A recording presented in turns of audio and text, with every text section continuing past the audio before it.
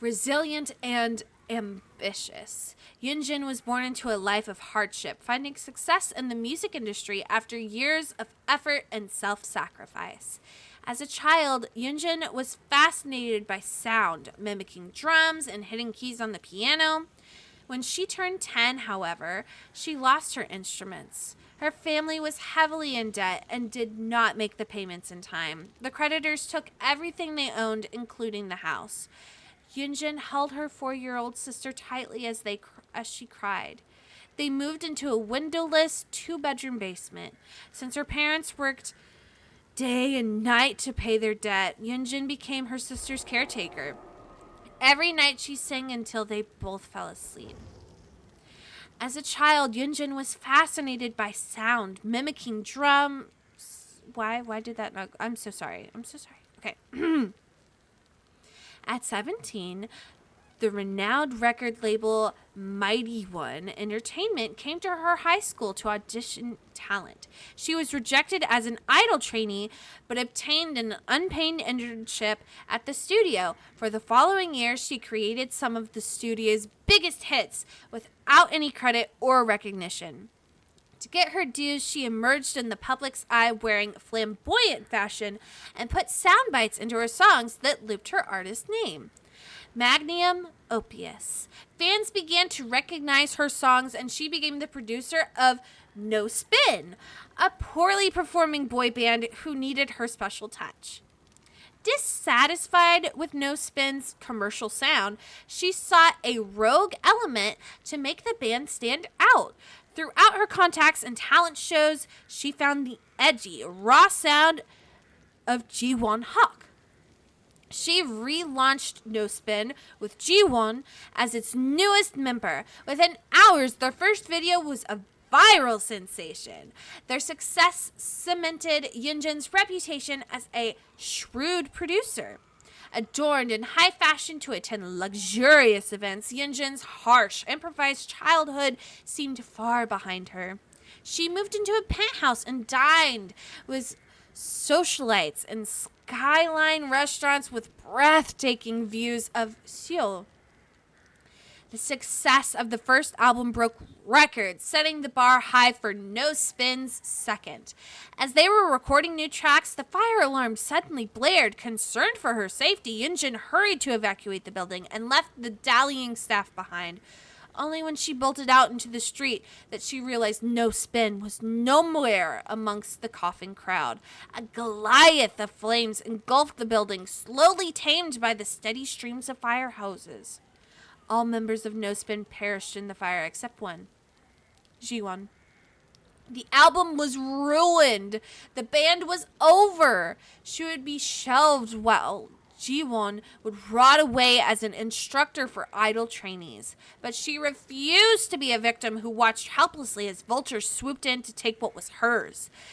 Unknown to Mighty One Entertainment, she created new tracks to relaunch Jiwon's career.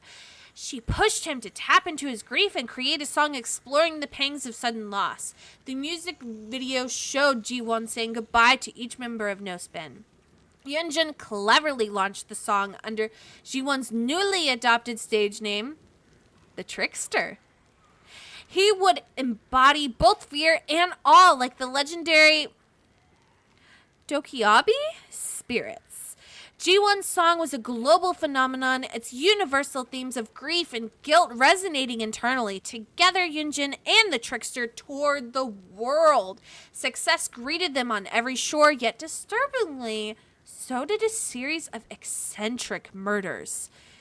This connection unsettled Yunjin as she noticed that the tour dates coincided with the victim's time of death. She was weary after the loss of No Spin and anxious to preserve her artist, so she increased the Trickster's securities detail. What if the serial killer was unhinged fan fixated on the Trickster, inspired by the artist's morbid songs? Returning to Seoul, Yunjin worked with Jiwon on his new material. When she entered the studio at the brink of dawn, she was surprised to see Jiwon already there. He seemed exhausted, like he had worked all night. When she listened to his track, she discovered a bizarre intro filled with shrieks and snares. It was too experimental for her taste. A week later, another death was reported. The body showed traces of torture and was arranged in the same flamboyant style as previous murders. This time, diamond cufflinks gouged into the victim's eyes. The following day, the victim was on every television channel. A video from the victim's social media showed her squealing, surprised when her boyfriend handed her a heart-shaped birthday cake. Yunjin's stomach turned. That voice, so familiar, and yet she had never met the victim. The next morning, her heart froze when she listened to the trickster's opening track. The shrieks in his song matched the victim's squeal. Did he sample the victim's birthday video? No, that was impossible. He had recorded the song before the murder was reported. She stared at Jiwon on the other side of the booth's glass window. He was no spins, only survivor.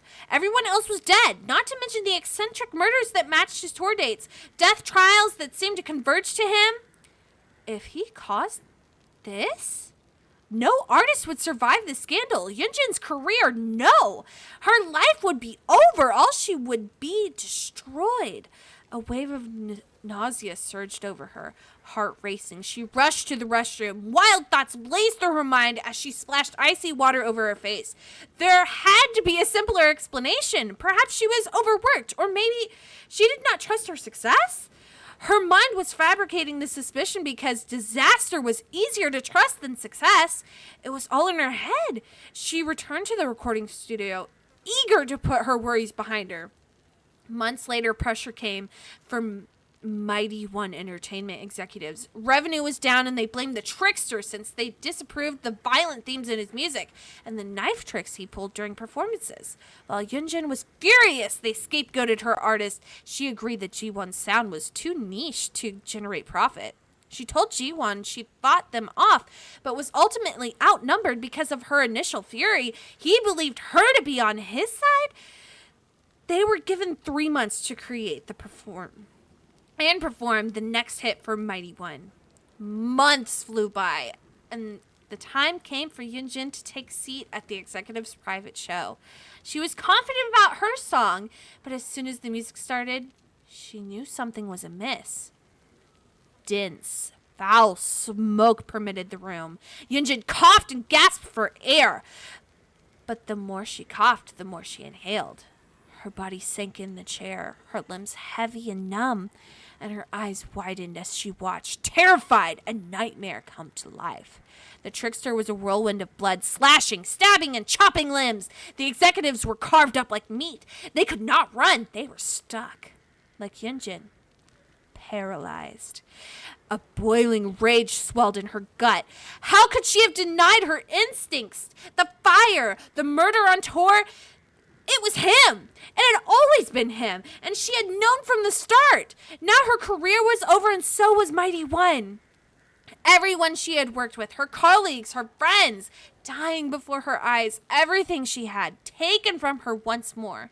No, she would not let him. He would pay. He would know her suffering. Suddenly, dark coils of black fog rose from the ground, and she was somewhere else. Bright lights flashed and blinded her. A spotlight found her in the darkness. Then a crowd erupted, chanting her name. Magnum opus! Magnum opus! She smiled and welcomed the darkness within.